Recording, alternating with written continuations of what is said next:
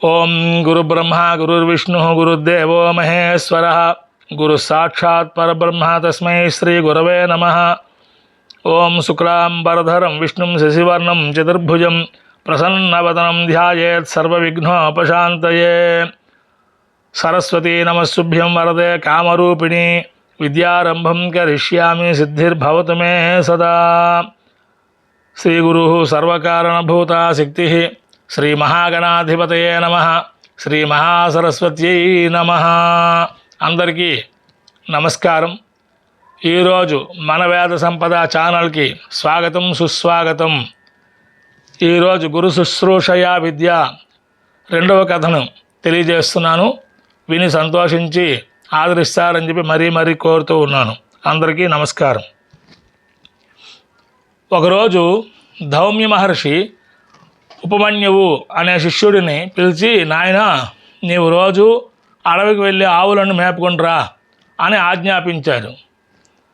ఉపమన్యుడు గురువుగారి మాటలను శిరసావహించి రోజు ఆవులను అడవికి తోలుకుని వెళ్ళి మేపుకుని వచ్చేవాడు. ఉపమన్యువు రోజంతా అడవిలో ఉండి కూడా ఎంతో ఆరోగ్యంగా బలిష్టంగా ఉండడం గురువుగారు గమనించారు. ఒకరోజు ఆయన, ఉపమన్యు, నువ్వు రోజంతా అడవిలో ఉంటున్నావు కదా, నీకు ఆహారం ఎలా దొరుకుతుంది అని అడిగారు. అందుకు ఉపమన్యువు, స్వామి, నేను భిక్షాటన చేసి వచ్చిన దాంతో కడుపు నింపుకుంటున్నాను అన్నాడు. అప్పుడు గురువుగారు, నువ్వు తెచ్చిన భిక్షను నాకు సమర్పించాలి, నా అనుమతి లేకుండా నువ్వు తినకూడదు అన్నారు. ఉపమన్యుడు సరే అన్నాడు. భిక్షాటన చేసి గురువుగారికి రోజు అప్పచెప్పేవాడు. మరికొన్ని రోజుల తర్వాత ఆరోగ్యంగా బలిష్టంగా ఉన్న ఉపమన్యువుని గురువుగారు చూసి, ఇప్పుడు నీకు ఆహారం ఎలా లభిస్తున్నది అని అడిగారు. అప్పుడు ఉపమన్యువు, రెండోసారి భిక్షాటన చేసి ఆహారంతో కడుపు నింపుకుంటున్నాను అన్నాడు.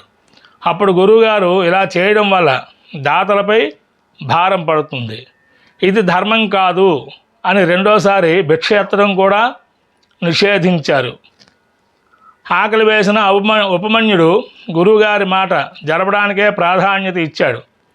మరికొన్నాళ్ళ తర్వాత గురువుగారు బలిష్టంగా ఆరోగ్యంగా ఉన్న ఉపమన్యుని చూసి, ఇప్పుడు నీకు ఆహారం ఎలా లభిస్తున్నది అని అడిగారు.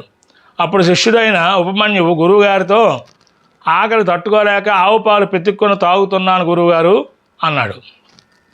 అప్పుడు గురువుగారు, నా అనుమతి లేకుండా ఆవు పాలు తాగడం తప్పు అని వారించారు. గురువుగారు చెప్పిన ప్రకారంగా ఆవు పాలు తాగడం మానేశాడు. మరికొన్నాళ్ళ తర్వాత గురువుగారు ఆరోగ్యంగా ఉన్న ఉపమన్యువుతో, ఇప్పుడు నీకు ఆహారం ఎలా లభిస్తుంది అని అడిగారు. అప్పుడు శిష్యుడు, గురువుగారు, దూడలు పాలు తాగినప్పుడు వాటి నోటి నుండి వచ్చే నురగను తీసుకుంటున్నాను అని చెప్పాడు.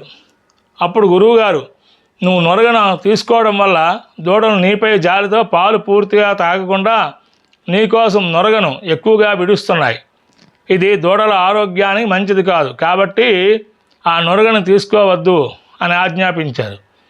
అలాగే అన్నాడు. యథాప్రకారంగా ఆవును మేపుకొని తోలుకొని వెళ్ళేవాడు. గురువుగారు అన్నిటినీ నిషేధించడంతో ఉపమన్యుడికి ఆకలి దహించి వేస్తుంది. ఒకరోజు అడవిలో ఆకలి బాధ తట్టుకోలేక విపరీతమైన ఆకలితో ఎదురుగా ఉన్న జిల్లేడు ఆకులను నమిలి మింగాడు.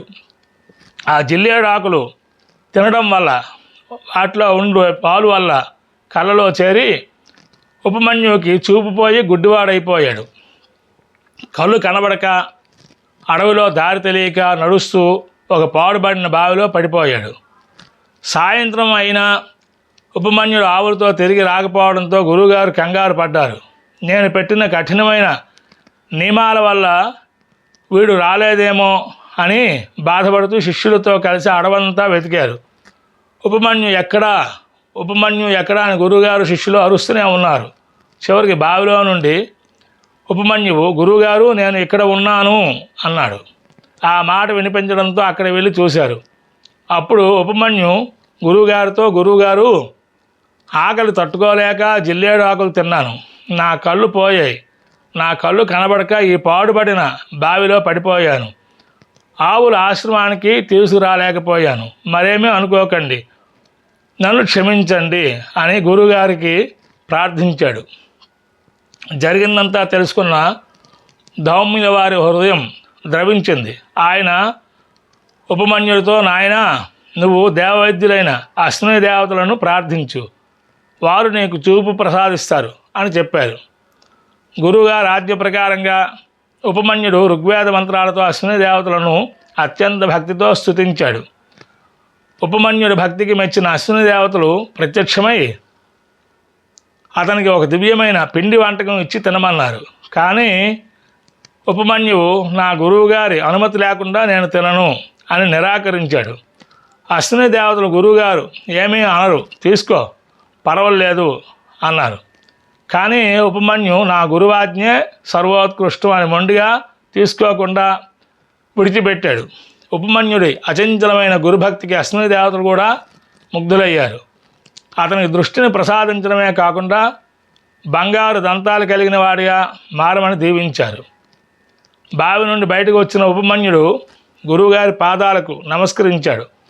ధౌమ్య మహర్షి ఆనంద బాష్పాలతో శిష్యుడిని గుండెలకు హత్తుకొని, నీ గురుభక్తి లోకానికి ఆదర్శంగా నిలుస్తుంది, నువ్వు సర్వవిద్యా పారంగతుడివి అవుతావు అని దీవించాడు. గురువుగారి దీవెనలతో సకల వేదాలు, శాస్త్రాలు ఉపమన్యుకి భాషించాయి. నీతి: గురువు పట్ల శ్రద్ధ, విశ్వాసం, అంకిత భావం ఉంటే దైవకృప దానంతటదే లభిస్తుంది. ఈ అశ్విని దేవతల చరిత్రను మన ఛానల్లో తపస్సుతో సాధించవచ్చు అనే శీర్షికతో తెలియపరిచాను, విని సంతోషించండి. ఓం సహనా భవతు, సహనో భునక్తు, సహ వీర్యం కరవావహై, తేజస్వినావధీతమస్సు మా విద్విషావహై. ఓం శాంతి శాంతి శాంతి. భారత్ మాతాకు జై.